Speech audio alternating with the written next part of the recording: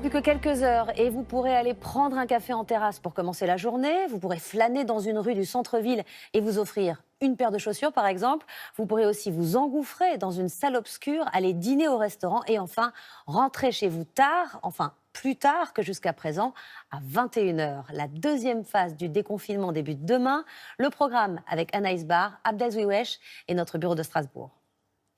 Au petit matin demain, dès 6h pour les plus téméraires, les Français pourront d'abord retrouver le plaisir d'un petit café en terrasse. Lire le journal, prendre un café tranquillement, retrouver le calme, vous voyez, être à l'air libre, tout simplement. Demain matin, 10h, réouverture aussi de toutes les boutiques non essentielles. Un retour du lèche-vitrine très attendu. Demain, tout de suite, magasin d'ameublement, meubles, chambre d'enfant. C'est urgent. Ça commence. Dans les boutiques, le nombre de clients restera limité, 8 mètres carrés par client, et le port du masque obligatoire. Demain sera aussi le jour de la réouverture des restaurants. En terrasse seulement à 6 par table maximum, et peut-être même sous la pluie. Les Français seront de retour à midi au restaurant, et ils en ont déjà l'eau à la bouche.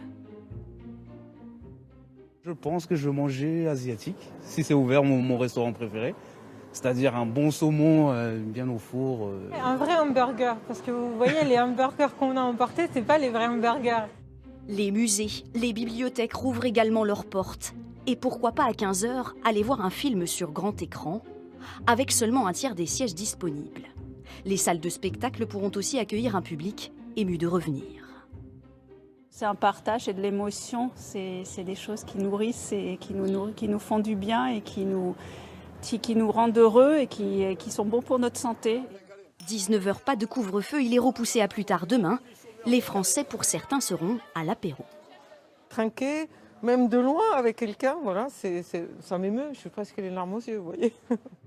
À 21h, l'heure du nouveau couvre-feu, il faudra tout de même rentrer chez soi. Une attestation sera toujours nécessaire pour sortir après cet horaire. Ça fait des semaines que les restaurants... Le programme COVAX. La situation d'épidémie en France continue de s'améliorer avec 2677 patients en réanimation ce soir et 8161 nouveaux cas en 24 heures. Des nouvelles encourageantes qui laissent envisager un été serein. Hier, Emmanuel Macron a profité de la première étape de sa tournée en province pour appeler les Français à rester sur le territoire. C'est justement leur intention. Sandrine Fedel avec nos bureaux à Bordeaux et Poitiers. Un été en France, à la campagne ou à la mer. On est très content d'être en vacances, ça faisait longtemps qu'on attendait ça. 35 millions de Français, 2 millions de plus que l'an dernier, envisagent de partir en vacances.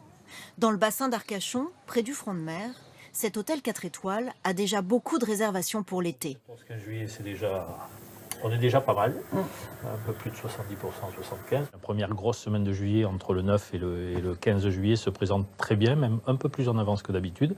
Donc on est confiant sur l'avenir et on pense qu'on va faire une belle saison. Une arrivée des touristes aussi très attendue par les commerçants. On a très bien débuté, pour l'instant on n'a pas à se plaindre, on travaille très bien, il faut juste que ça continue.